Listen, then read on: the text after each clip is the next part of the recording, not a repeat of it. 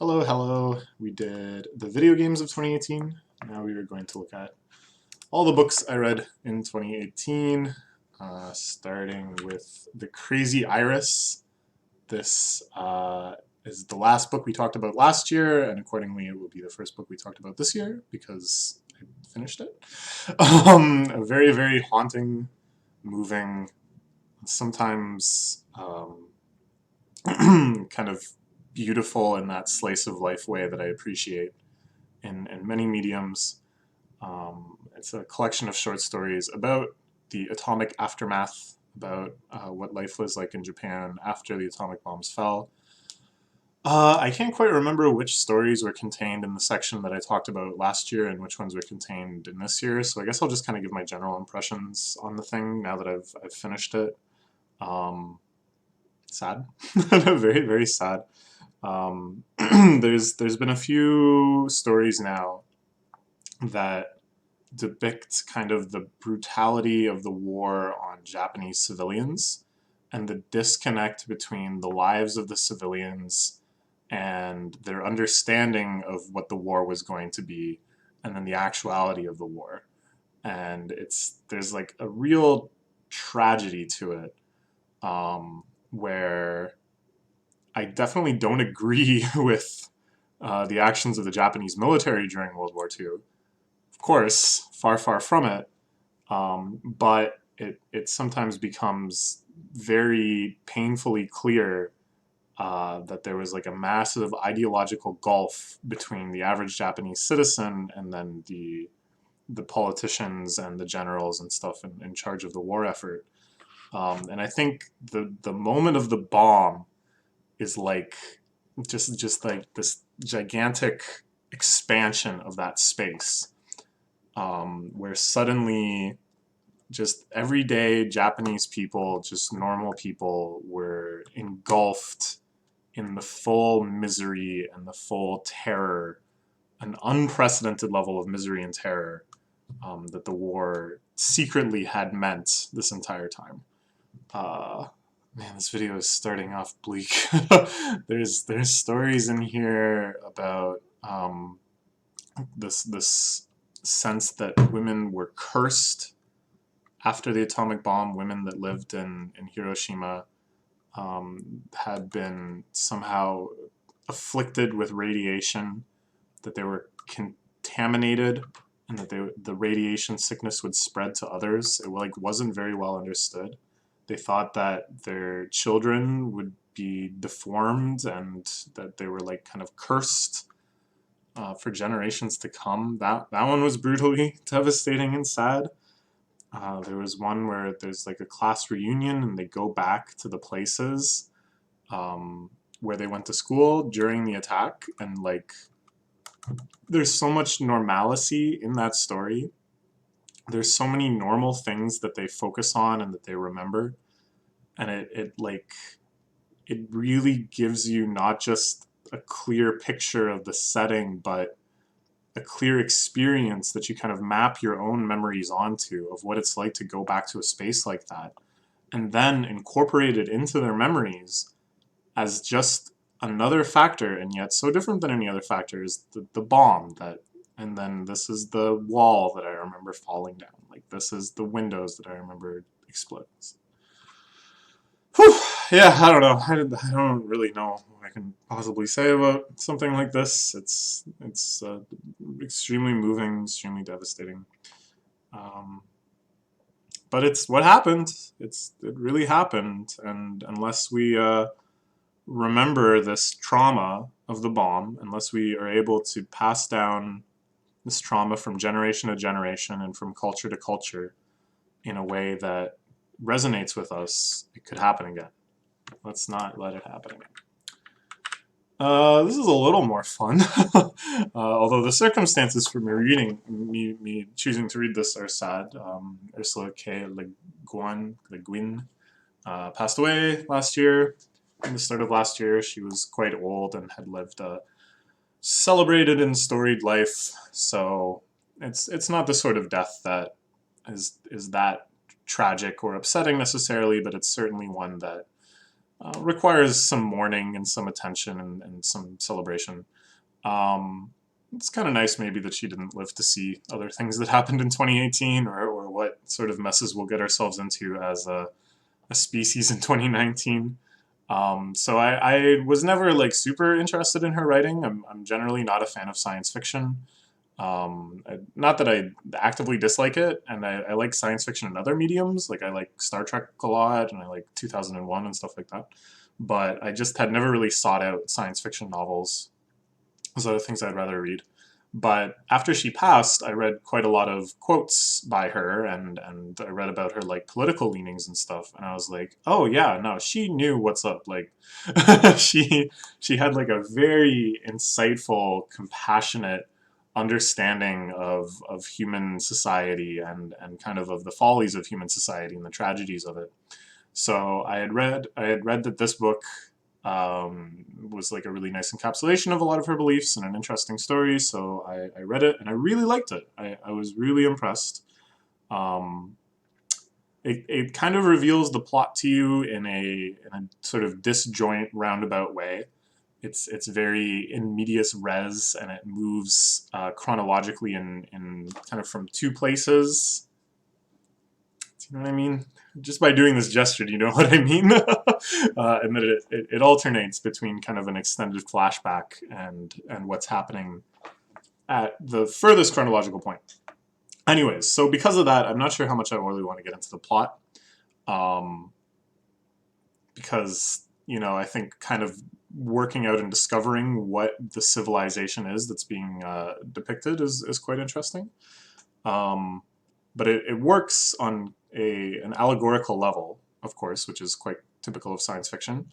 And on that level, I found it really, really fascinating that with this like alien perspective of the protagonist, he's looking at this very Earth-like planet and looking at a lot of these sort of Earth conventions with fresh eyes, and he makes some very kind of alarming insights. And that sounds quite cliche, I think, when I put it that way. That sounds like kind of an of course sort of statement. And I wouldn't have expected before I read it that such perspective and such a way of framing insights would be compelling to me, but it really was. There's an early scene where he's not accustomed to the softness of a chair, and he's kind of describing it again in a very roundabout way, that he's not like, oh, the chair was soft, because it's just so foreign to him that he can't even like really identify what it is about the chair that's strange. And he talks about its kind of like artificial sensuality and how it seems to be encroaching on the territory of like person-to-person intimacy, with just the tactile sensation of being like in a soft chair. I was like, oh my god, like that's really interesting and insightful. The idea that for so much of human history, the only sense, like the only time we had the sensory experience of like warmth and comfort and softness, was like during moments of intimacy, like during sex or something, or during familial intimacy, holding and cuddling with each other and stuff. And the fact that that's been like commodified, that's been made into a product that you can just buy, like Pusheen or something. It had never occurred to me just how bizarre that actually is. Um, or another one too, where he's going down a street, he's looking at a bunch of shops, and it like kind of occurs to him that the only method of relation between the people selling the products and the products themselves is that of ownership. That the people selling the products haven't made them, they didn't make the base materials, they haven't used them, they're not really personally invested in them. It's only like a signification of ownership. And that when you go into the store, all you're doing is changing the properties of ownership. And I was like, oh man, it's the alienation in the workforce. This idea of being alienated from what you're being asked to do in your job, that you have like really no stake in it, and it's just sort of like an empty gesture. Again, it was an angle of it that I had never really considered before. That is actually quite a recent invention. The idea of selling things that you yourself did not make, and that were brought to you by someone who did not make them either. That it wasn't even the level of like farmers bringing in their goods and then being sold by the local shop. It's like 5 or 6 layers of abstraction and distribution away from you.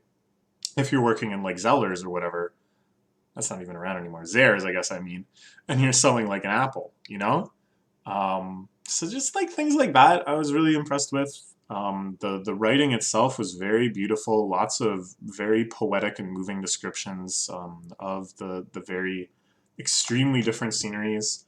I was impressed with the restraint too. That she could have easily run away with like a very simple allegorical model, like a very heavy-handed black and white lesson, but instead she complicates each stage of it such that you can't say for sure that something is bad or something is good. Rather that it just is different, and then it's really more up to you that once you kind of trace the things that happen later in the book that are much more tragic and upsetting, and once you're able to kind of connect those back to these things originally just presented as like different but neutral, then you can actually form an opinion. Then you can actually start to take a lesson away from this book. But I think it's very bold and very courageous of her to write a book that potentially you could actually just read in the total opposite way. That you could come out rooting for an entirely different set of characters than the ones she intended you to root for, just based on your own predispositions and your own personality. I think that's really interesting, that it really is much more of a mirror onto our society rather than like a mirror with like writing on it. I had no idea where I was going with that. That's not the sort of image she would use. She would use a much more beautiful and poetic image than that. Um, yeah, I had a funny experience with this book where I was reading it on my Kindle, and it's weird, my Kindle. Sometimes it'll display the percentage of the way I am through the book, which I don't really like because it makes me like anticipate when it's going to end and stuff. I'd rather kind of be more surprised by that. And then other times, like with this book, it didn't show me that. It would just show me how many pages I had read out of an unknown total. And for some reason, I had it in my head that there was like 5 chapters, I think, in this book, or maybe 10 or something. At any rate, it was far fewer chapters than I thought there was. But I thought I was reading the last chapter at one point, and it had this like really poetic, strange ending. And again, I don't really want to spoil it, but for the people who have read it, I'm referring to the chapter where he goes to visit the professor at his home. If you can remember how that ends, and try to imagine that you thought it was like the end of the entire book. And I was like really kind of disoriented and confused by it, but I was like, oh, maybe I get it. And then no, that turns out there's many, many more chapters, and things start getting much, much crazier. As I alluded to earlier, it's the structure of the book is like most of it is kind of just surveying the culture, talking about how they things are done there, like almost like educational, I guess. And then it's only kind of near the end that it starts ramping up like the action, which I have mixed feelings about. And then some of the more science fiction elements too, like when they're explaining how a certain technology works or his like super theoretical physics and stuff. I was kind of like, all right.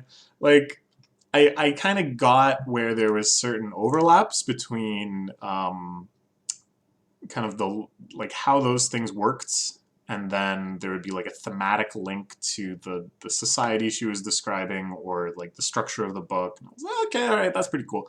But like the actual gritty details of it, again, and this is sort of why I avoid science fiction often, is that I my eyes kind of glaze over during those. Um, yeah, but no, it was really good. I really enjoyed it. I would like to read more. I know this is just one book of many that is all set in the same like universe, and there was some stuff near the end where I was sort of like, oh, these characters must appear in another book or something. But it's like very standalone. Like you don't need to know any of that stuff to appreciate it, which is why I think it's so commonly recommended. But I wouldn't mind reading other ones in the series. I think it would be kind of interesting. You know, it might offer like again even more perspectives on the civilization that I already know. Maybe even convincing me of things that I was skeptical of. I don't know. And then she's done quite a lot of other like more fantasy type stuff, I think, and more kind of adventurous sci-fi books. That again, I never would have thought I would be interested in, but the prose in this is just so beautiful at times, so emotive. The way that she'll describe him looking out at the scenery and the blending of his emotional state and these really vivid images of the scenery was just so well done. I feel like I could read anything by her now, so hopefully I will get a chance to check it out at some point in the future. And then by the time I finished that, it was around when Stephen Hawking had also unfortunately passed away. So I thought we'll move from science fiction in tribute of a recently deceased legend to science facts in tribute of a recently deceased legend. And although this is science facts to the best of our knowledge, it is also pretty mind-blowing. Much more bizarre and creative than any science fiction that I've ever read. Um, Things are weird when you start exploring the extremes of scale in the universe and start asking some of the more mind-boggling questions about time and energy and entropy and changes of state. You start coming up with answers that are kind of exclusively true in that it has to be this, it can't be anything else, and yet are just so weird. So I had read this book once when I was a kid, uh, and I know that I got like through all of it. I looked at all the pages and looked at all the words, but I also will admit that it was mostly just an exercise in like kind of precautious elitism or whatever. Oh, I'm going to read the super smart science man book. And I didn't really retain pretty much any of it, I think. So reading it again was really enlightening. It really firmed up my understanding of a lot of concepts that I had just kind of picked up piecemeal. He does a fantastic job of explaining things to the layman. And I was committed that I wasn't going to move through segments without feeling like I actually understood them. Which did lead at one point. You might remember I uploaded a video about it when I got really stumped by Hawking radiation, and I still don't quite get it. No, let's not get into it. Otherwise, oh no, it's gonna be like a train wreck. But everything else, I felt satisfied by my understanding when I moved on. Um, I don't know. It's pretty cool. I would really recommend it if you're interested in some of the extremes of theoretical physics. It doesn't feel that dated. I was a little worried that it would be like evident even to me that things had been done in like the decades since this book was written. And certainly things have been done. Things have been kind of experimentally proven and better understood. But he has a really good way of talking about like what's been experimentally proven, what's been definitively theoretically proven to be the case, and then like what future observances and stuff will support this, and then kind of like what branching theories or lower level explanations are being proposed given certain experimental details that make him to light. So he anticipates quite a lot, is what I'm saying. Like he's able to capture the decades since this book within this book in a way that is seems fairly comprehensive and is also quite narratively compelling. Like I think that's just a really good way to present science, is to work from like an observation all the way to kind of even more fringe type explanations. It just has like a really kind of, it draws you in, I think. So yeah, great. It's more fun than you would expect too. Stephen Hawking, I think, has a really nice sense of humor, and a lot of his little images and analogies and stuff are pretty delightful. My absolute favorite is there's one where he's kind of talking about anthropic bias, which is the idea that given that we exist and we're intelligent enough to comprehend the universe, we can like deduce that it's not even so much that we got like lucky that the universe is the way that it is, rather that it had to have certain qualities or else life intelligent enough to observe it couldn't have come along. If that makes sense. It's a big, big, heady subject, the anthropic principle and stuff. But anyways, so he's talking about how it's good that we have 3 spatial dimensions. That if we had 2 spatial dimensions, it would be really hard to digest food. He has a drawing of this 2D dog that has like a digestive tube going through it, so it's like split in half, and there's like a bone floating in the middle. It's just, oh, I loved it. I loved it. I loved it. So yeah, R.I.P. to a great. Thank you for writing this book. Now I understand everything besides Hawking radiation. I read this. It was recommended to me when I was kind of talking about how I see myself as like an emotional person, the sort of reactions I have to art and media and stuff. And it's not something I'd ever really thought about myself, that I was sensitive. And yet, when I started really thinking about it and reading this book, I was like, oh, okay, yeah, this is definitely a quality that I would ascribe to myself, is that I'm like hypersensitive of certain things. Certain things will like really bother or irritate me, and then other things will just move me to tears. And it's often just like strange minutia that I find super compelling, especially in mediums like music or taste or whatever. So whenever I read a book like this, I'm kind of split. Like part of, I think generally people's reaction when they're reading about something they can kind of relate to is to go further. And even when there's like something where it's like, do you ever find that you do this? And you can think of literally like one time in which you've done it. You're like, yeah, that's me. Um, because, sorry, this is a big tangent. There's another book, I think I talked about it last year, Thinking Fast and Slow, that talks a lot about this. And it says that people's estimation of the frequency in which they do something is more based on their fluency of recall, i.e., how easy it is for them to think of examples, rather than any sort of unbiased, objective counting of examples and counterexamples. So I think that pretty cleanly leads to this sort of bias where you read about something like being highly sensitive or being epileptic or I laugh because of another video that I made recently that maybe you've watched, or whatever. You're inclined to just be like, yeah, that's me, that's me.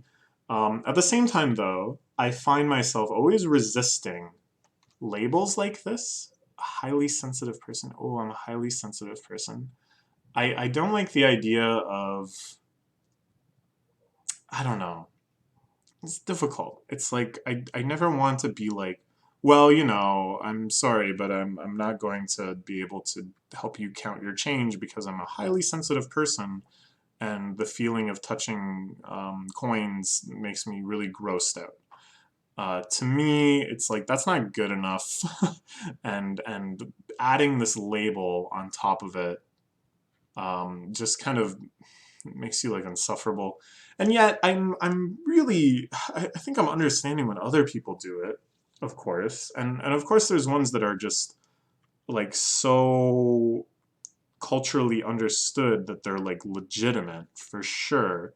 If someone says, sorry, I don't think I'm like going to enjoy this very much. I have attention deficit disorder. So it's hard for me to focus on something this kind of long, like this hour-and-a-half video of you talking about books that you read. I would be like, yeah, of course, like, no problem. That's just who you are. It doesn't mean that you're any worse than anyone else. It just sort of influences the sort of things you enjoy doing. Yeah, that's fine. But then, like, for myself and for things that aren't common enough, I guess it's just something I'm also very sensitive about.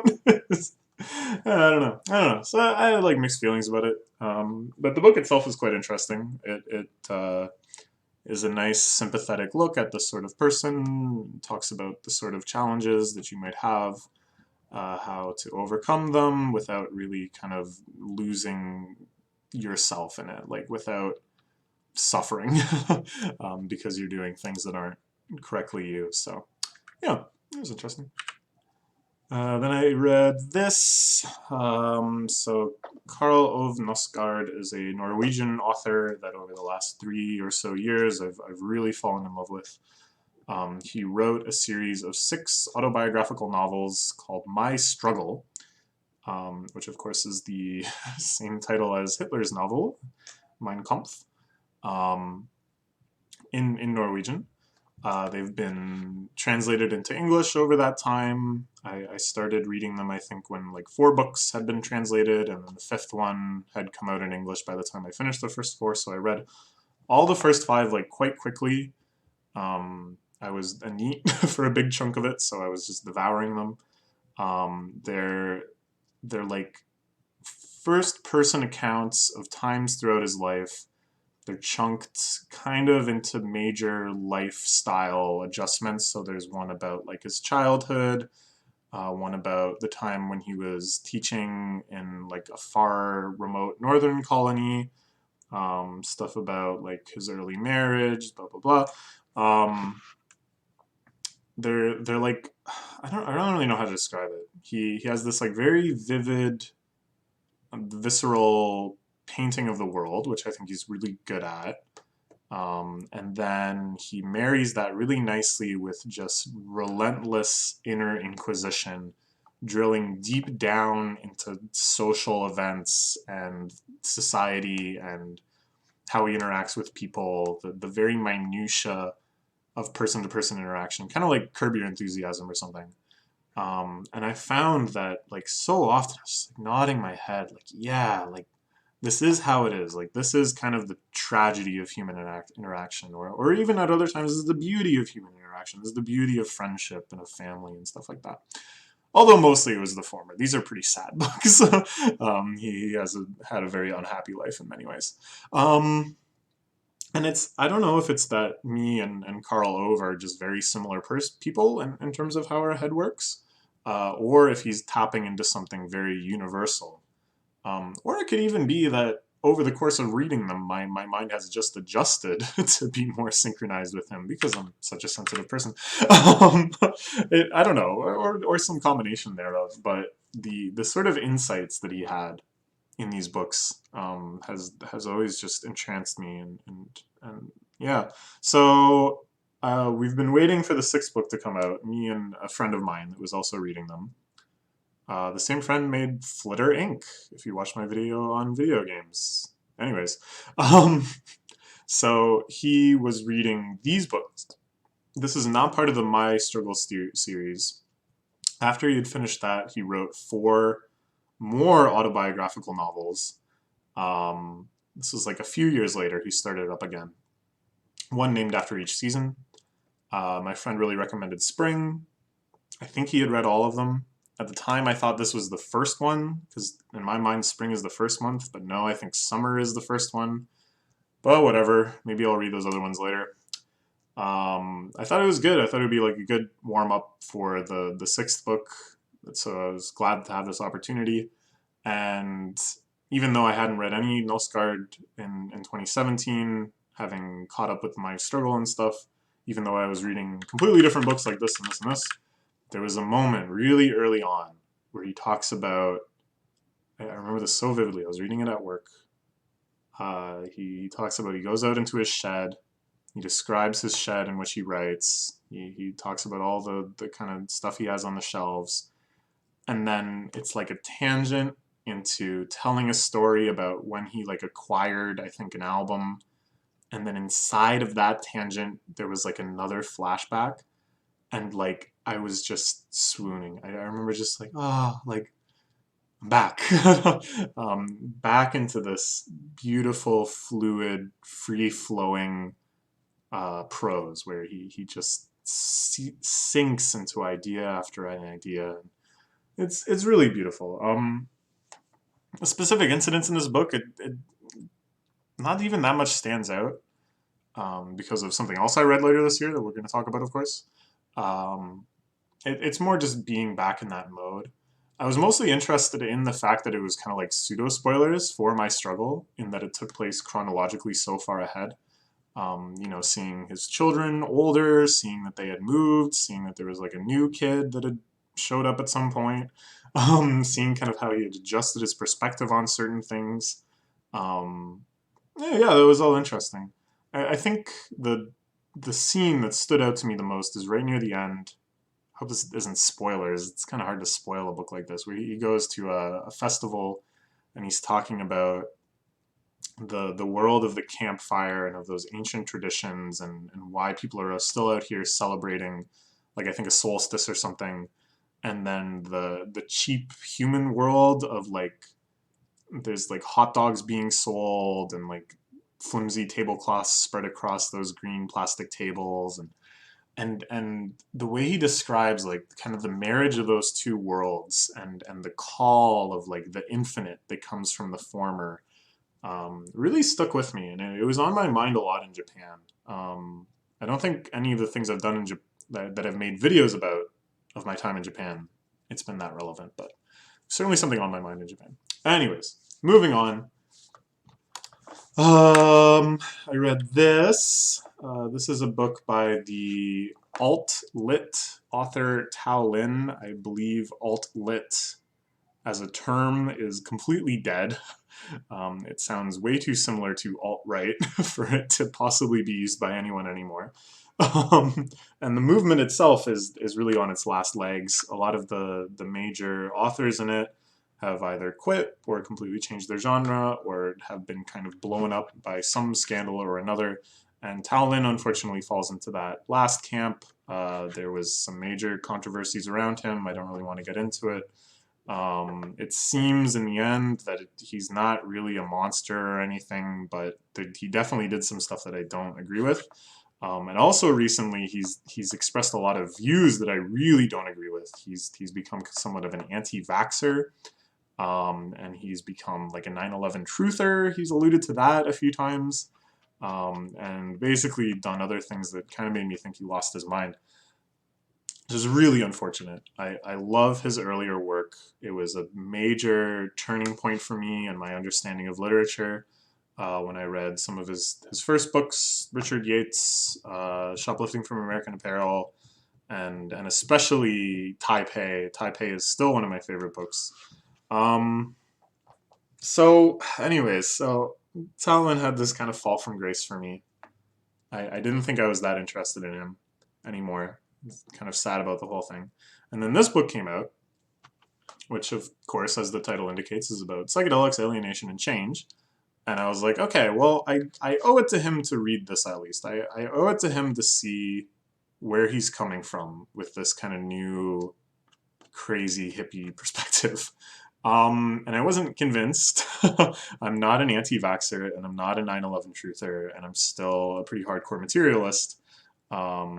Materialist here meaning not that I love material things, although I guess I do because I spend so much money on headphones and stuff, but that I don't believe in supernatural things. I don't believe in things that don't have a material physical presence in the world. Anyways, the book though, I still really, really enjoyed reading. And I was kind of surprised at how quickly I got back into the Tao Lin method of writing, which is really, really polarizing. It's almost comedically blank and understated and to the point, and also very kind of irreverent, like the sort of things he focuses on. Most people, their reaction is like, "Why would I care?" But to me, it's always been very compelling. I find myself very interested in the way he thinks, the sort of things he observes, sort of connections he makes. I find kind of his social personality to be hilarious, sometimes unintentionally, sometimes intentionally. Just the way he interacts with people, I think, is very unique and strange and interesting. And this book still had a lot of stuff like that.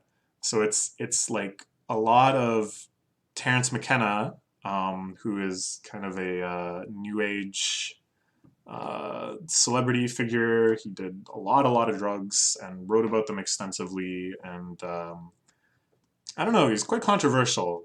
He definitely said some things that are pretty crazy, but then at other times he had quite interesting insights into drugs and society and the history of drugs and human civilization and all of that stuff. He really walks that line between this is really interesting, but is it true? um, and Talon too in this book, I think, is all over that line.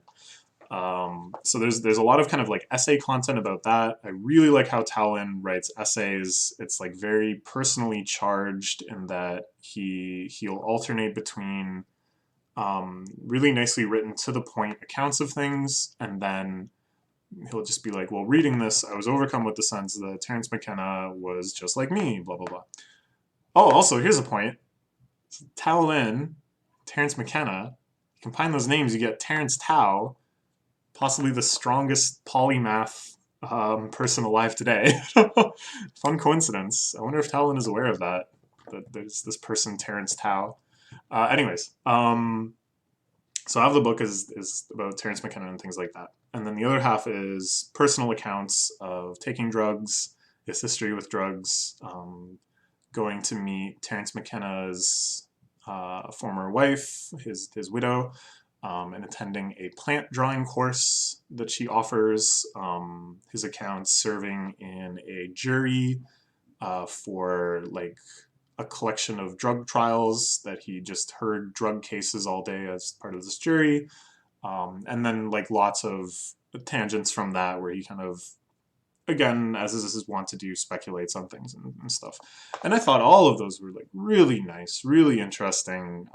Really enjoyed reading all of them, despite the fact that often his conclusions were so far away from what I regarded as true or sane or anything like that. Other times, though, they were. Other times I thought, dang, that's a good insight. I totally agree. So it was mixed. Like, I don't know. Even the stuff I disagreed with, I enjoyed, though. What else was I going to say? I think my favorite parts were when he was really describing the depths of like the psychedelic experiences, which is something in general I'm kind of interested in reading, but more from people who are going to be a little more detached about it. If you go online to read like trip reports or whatever on Arrowhead or whatever, it's normally people like really gushing about how great it was or sometimes how miserable it was. But Talon is often quite unemotional about it and will just describe what he saw, what he thinks it means, and it's kind of fascinating in ways that I would kind of take it and run with it in different directions. You know, having read a lot about neurobiology, having read stuff like Julian Jaynes' The Origin of Consciousness, and being like, whoa, like, what does this mean? I don't know. It's really fun. Moreover, I really felt good for Tao Lin, even though, again, he's not my favorite person. Like, he's... I disagree with him on many points and disagree with things he's done and things he believes. But uh, comparing the Talon I see in this book, the way he behaves, what he's enthusiastic about, stuff like that, with the Talon I see in Taipei or his other books, it's like, wow, he's happy now. He seems genuinely happy now, genuinely at peace with himself and the world. And that felt good. It felt hopeful. It felt like good for him. Like he's not out there suffering anymore. I hope. I hope. We'll see. We'll see how he feels next book. I read this for work. Everyone in my branch was reading it as some like a book club kind of thing. I wasn't that excited about it, but it seemed like the book club element, you know, meeting up and discussing it would be fun, even though I wasn't so interested in the idea of reading about negotiation. And after reading it, I was like, well, yeah, it was actually kind of interesting. What I liked were the ones that, so it's kind of broken up into chapters that each focus on like specific techniques. I liked the parts where they really focused on the kind of psychology behind it, like why it is that this is effective, on things from like one of the really common tips that they kind of return to is that as much as possible, you should try to sit at the same side of the table, or at least at like 90 degrees and not head to head. That people will feel like you're together confronting the problem rather than confronting each other, like stuff like that. It's like, okay, that's kind of cool. I don't know if I would have known that. A lot of the other stuff was like it kind of seemed obvious to me, like it seemed like clear immediately why it was better than the alternative. But it still was really nice to see it formalized. Like it was still, even though it would have been my instinct to do it, I'm pretty sure, it was much more convincing to kind of see it broken down and laid out. Um, at its best, it kind of gave me a Fukumoto vibe almost, where I could start feeling the stacks of someone's intentions on someone's intentions on someone's intentions on someone's intentions building up in my head. It's like, ooh. Since some of the examples they got into that, but generally not. Generally, it was a lot kind of lighter than that. But yeah, no, it was good. I think big assholes. If you are a big asshole, if you're a real jerk, you should read this. You should read this and think about it. The problem is that nobody thinks they are. um, the people who need to read this book the most are the same people who think they need it the least. So that's a problem. Yeah, nice book. Oh man, I read this. This book is brutal. This is I was listening to The Body, which is like a depressing, minimalistic black metal band, kind of a noisy black metal. And on their latest album, at the end, there's this long spoken word passage that just like gutted me. I was like, man, what is that from? Like, did they write that themselves? And I found out it was by this author. This is his name. It's Czech. He's a Czech author. Perhaps even more depressing than Kafka. Kafka, at least, there's a surreality to it. There's kind of a comedic, nightmarish, over the topness to it. That's fun. It's funny sometimes. DFW has a good essay on Kafka's sense of humor, but there's no laughing here. This is not a fun, funny book. It's about a man who operates a press. His job is to take trash or things discarded or things purged in cultural revolutions and compress them down in his press into little cubes, which then are hauled off to a dump somewhere. And his life is miserable. It's extremely miserable. He talks about pretty much every aspect of his life, and every one is more miserable than the last. His only fondness is in memories. He talks about some nice things that happened much earlier in his life and how they're long gone and long over. And as if his life isn't bad enough, things start getting worse for him. And it slowly just devolves further and further. And yeah, every sentence of this book is just brutally sad and crushing. So much so that you feel like you're in the press and that you're being surrounded by the garbage of humanity and just crushed down further and further and further into a dense little crying cube. It was great. No, it really was great. I was really impressed with it. I want to read more by him, but I don't know if I can handle it. I don't know. It's like sometimes you gotta pause and ask yourself, like, maybe I should just read a happy book. Is there not some good happy book I can read? So yeah, I don't know. I don't know if I'd recommend it. It's so sad. It's so sad and it's so gross. This is something else that really impressed me is his very visceral, intense, suffocating imagery of the trash, of the things he's compressing. There's one where he gets a bunch of scraps from like the butcher. He's talking about the maggots and the flies and the crusty old blood.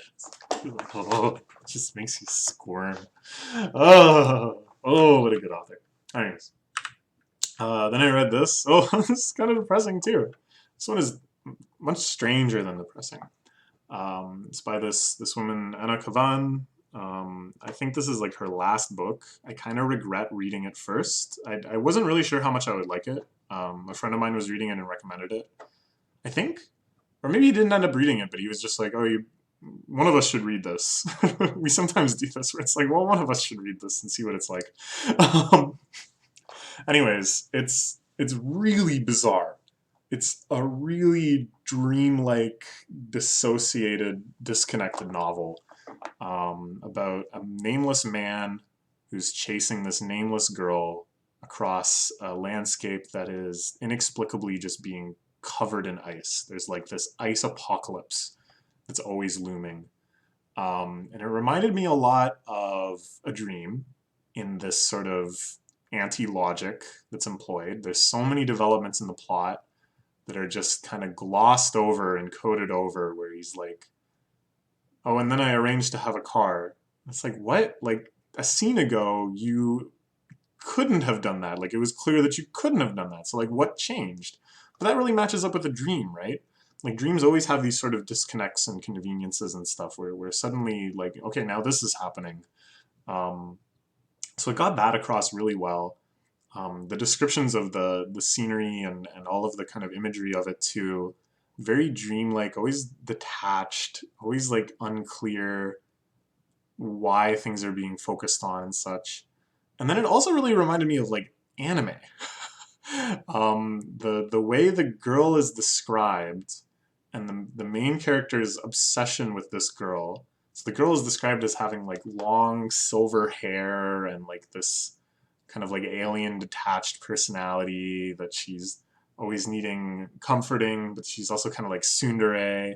I was like, man, this just could easily be an anime. This could so easily be an anime. Like every aspect of it. But it has like another layer, because I don't really watch that kind of anime. The sort of anime I'm describing that it could be is like a trash anime. um, but it has this other layer where, because of like the dreaminess and the surreality of it, and the fact that the narrator isn't really reliable and he isn't really that likable, and the antagonists and the girl and like the ambiguity of the relationship between them and stuff, um, there's the other layer. It adds that other layer. And I've been talking about this with anime too, that there always needs to be another layer with these sorts of stories, such that the there's always the opportunity for something really devastating or strange or creepy that can retroactively recast everything you've seen on the basis of this now revealed second layer. So it really came across fantastically with that. Yeah, I don't know. Yeah, there's nothing else like it. That's a good quote. I would definitely agree. Um, it's like pretty distressing at times too. And it's like a really strange, nightmarish distressingness where you don't really even understand what the risk is. You don't really know what the stakes are either. But just the essence of like stress comes through. Doesn't that sound fun? Does that sound fun? I don't think it sounds fun, but I enjoyed it. Oh, and then I read not all of this, but a big chunk of this. It's quite interesting. I'll probably go back and finish it at some point, but I think I kind of got the idea of it. It's more the existence of it at all and the period that it represents that really interests me. So, as the cover, it just says the whole thing. It's by the guy who made Prince of Persia, and it's the journal he kept while he was working on it. And it really paints a very interesting inside picture of what the game industry was like back then. That is so surreal to read in 2018, in the era of gigantic, huge budget, quintuple A games that cost like $1 billion to make and have like 500 people working on it. No, like 5,000 people working on it. This is one guy talking about the programming hurdles he overcame and the deals he's trying to broker with publishers and the amount of money that he's making from his past games and like how they're being advertised and stuff. And it reminds me so much more of like a Hollywood account, like the way he talks about breaking into video games. I think he moves to literally Los Angeles. He talks about like trying to meet up with like studio people, trying to like get his name out there. It's like he's trying to be an actor, you know, like more than, or at least like a filmmaker or something, more than being what I think of as video game culture. It seems like, at least in his mind, I don't know if this is a widespread kind of viewing of it, but he sees like a glamour in it. He sees a sort of celebrity appeal to it that isn't totally inaccurate, but it just seems bizarre to me. Like it really recasts how I thought of American video games in this early era. Whereas I always thought of it as the biggest nerds you can imagine, who just love programming for the sake of programming, making more and more elaborate games. Whereas this is more like seeing movies, seeing Hollywood, seeing the film industry, and trying to advance this new medium into the same spotlight. And the way he talks about like programming it and stuff, you can tell he's like a very talented and dedicated programmer. But he like complains a lot. He really laments the tedious parts of it and things that go wrong. There's a really interesting section that this top strip alludes to, where he's doing the motion capturing and trying to get it isolated so that you can get good frames out of it, and it's really fascinating, but it's just so, I don't know, it's kind of bizarre. Anyways, so yeah, I'll probably come back and finish that at some point. But all other reading projects were canceled immediately when this dropped. Oh baby, that's book 6 of My Struggle, translated from the Norwegian by the heroes Don Bartlett and Martin. I last name Heidekin. Anyways, so we talked a lot earlier in this video about this series and what it is and everything like that. So it goes without saying that the 6th volume, having read the first 5 and this other auxiliary volume, I was super, super excited for. I love this painting too. I saw this painting in a gallery not too long ago. I don't remember, I think it's called The Sun. I don't remember what it's by. It's hanging up in some diplomatic hall. I can remember all of that. And I can remember there was a purple. I actually saw the gallery twice. It was at the AGO. And with one of the friends I went with, he was like, man, that purple is so good. I think it was this purple. I was like, yeah, that's actually so good. Anyways, so like all the other ones, this is just kind of looking at a slice of his life. The previous books kind of jumped around chronologically. The first 2 were about his adult life, and then he goes back to his furthest childhood and then kind of ages along again. And now we finally return to where he was in the first book. It's interesting. This is the part where the series begins to wrap around on itself. Some of the very first things in this book are about him publishing the first book, working on the second book, the entire structure of the project itself, how basically insane it is for him to just suddenly plunge into this extremely ambitious project of autofiction, where he's like trying to depict his entire life, come to terms with his relationship with his father and other people in his family, say something meaningful about the human experience, like all of this stuff. He's just plunged into it 110%, which is causing all sorts of trouble with his family life, trouble with his kind of stability in general. And so this leads to a major conflict where one of his uncles is really displeased with the description he wrote of his father and of his father's death and the state of his father's life when he died. He contends that Karl Ove is lying. This sends Karl Ove into a panic, a spiral of self-doubt and confusion. It leads to a major national controversy in Norway. He blows up in the public spotlight, where he is cast by the media in all of these different roles: elitist villain, humble artist, blah blah blah. It's fascinating, it's compelling, and of course it's not all just kind of a detached description of these things, but it's his day-to-day life with these elements interwoven into it. And as far as that goes, like, I think it wasn't the strongest section in terms of his day-to-day life things. It was more conceptually interesting because all of this stuff was happening. But his life at the point is pretty uninteresting. It's mostly just like calling people, writing, trying to figure out what really happened, what perhaps didn't happen. Anyways, it's all very compelling. That's like the first third of the book or so. And then, just out of nowhere, it completely shifts. It's no longer in this first-person day-to-day perspective, but it goes into this essay. And the essay is all over the place too. I'm not really sure what the structure of it was intended to be, like what he really set out to do. It's very kind of free-flowing and associative. It starts by talking about the idea of names in literature. And this is kind of motivated by the fact that as part of the controversy, as part of like the conditions of its publication, he had to remove his father's name.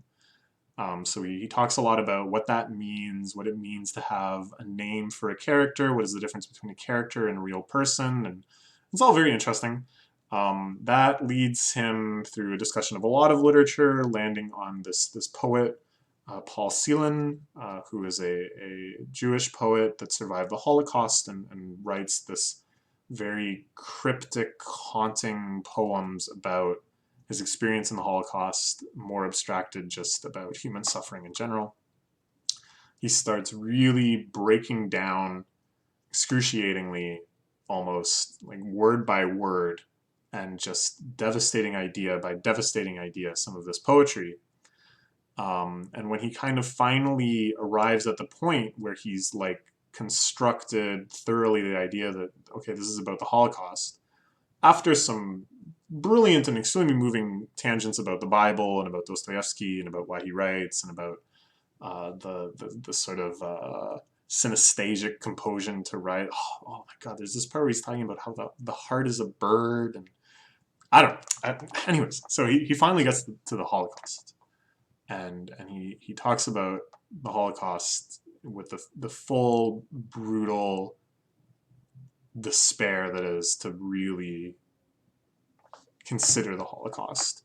In the same way that the crazy Iris at the start of this book goes about in so many different ways, bringing you to the full despair of truly, as much as you can, comprehending the atomic bomb. And then from that, he goes into a long, long essay about Hitler, starting with Hitler's earliest youth.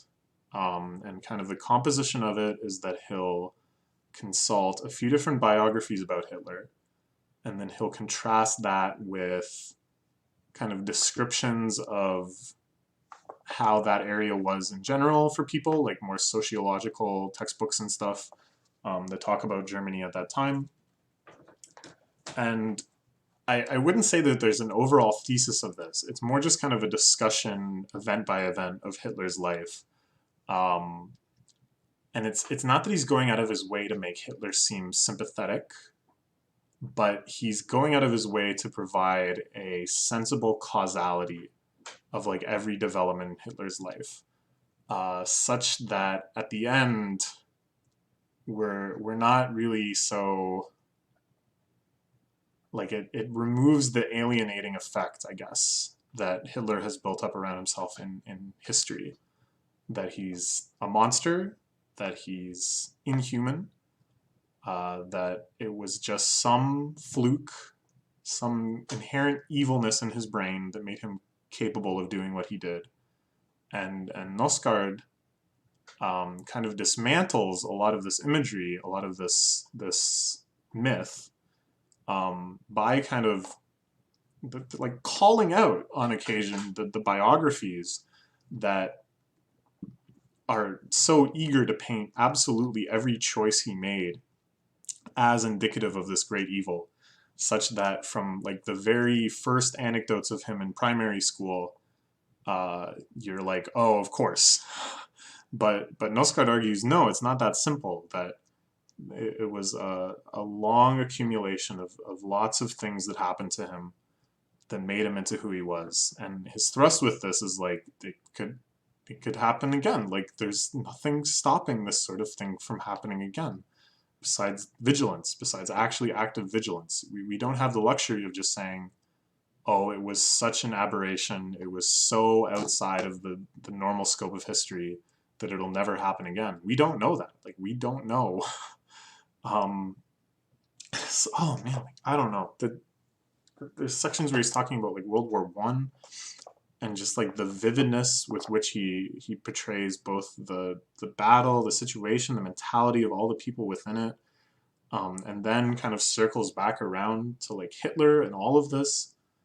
how are we supposed to know, like how are we supposed to say so definitively that we wouldn't have emerged from the war with the same perspective he did? You know what I'm saying? And again, this isn't to make you sympathetic towards Hitler, but because it ends, and I don't really want to spoil what it is, but it ends with one of the most powerful and brutal images of the suffering that he caused. That that once you I don't know, man. I wish I could just shove that passage into the face of every neo-Nazi, every person who ironically or unironically worships Hitler that's alive today, and be like, no, think about it. Like, think about what he did, and go and burn all of this shit that you have, all of these swastikas or whatever. I don't know. I don't know what this hypothetical person is that I'm hypothetically calling out. But it's brutal, and like the to have that as the end cap of this long discussion of Hitler's life, it was like just, oh man, I don't know. I don't know. I don't know. I don't know if I can explain it that well. You just got to read it. And then you got to read the 5 books before it. It's only like 1.2 million words. It's not even as long as Proust.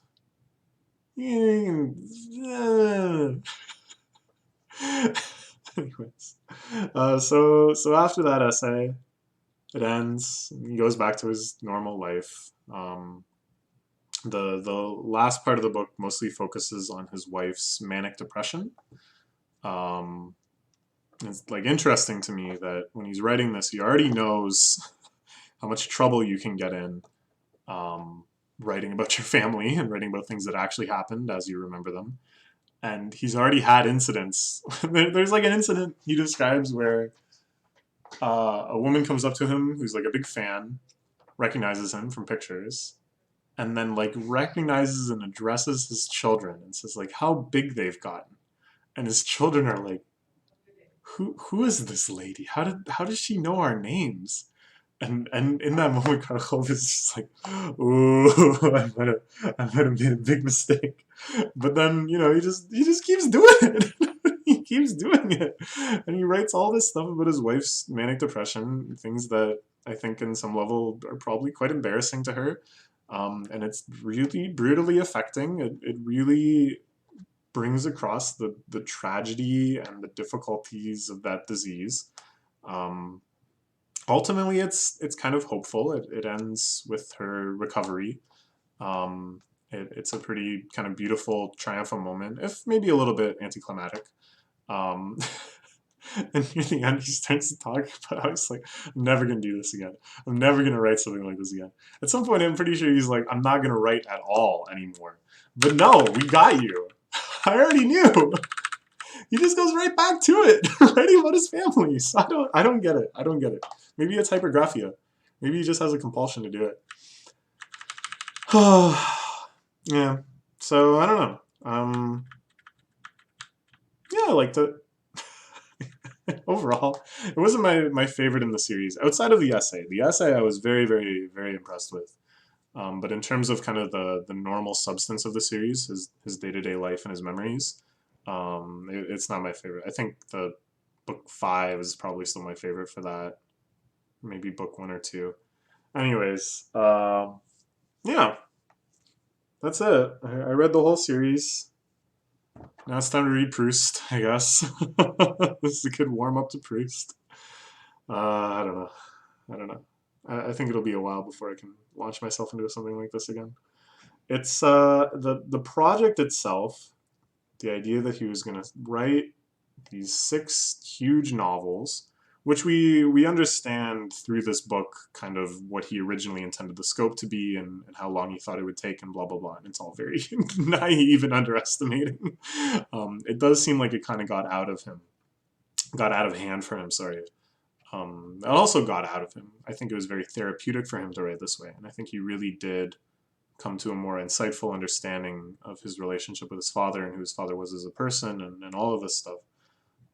But at a certain point, it seems like a drive takes over, and I don't think it would be off to describe it as like hypergraphic, even though he doesn't have a lot of the other symptoms that normally accompany it. And I can really understand that. I really envy him in a way that he was able to do something like this.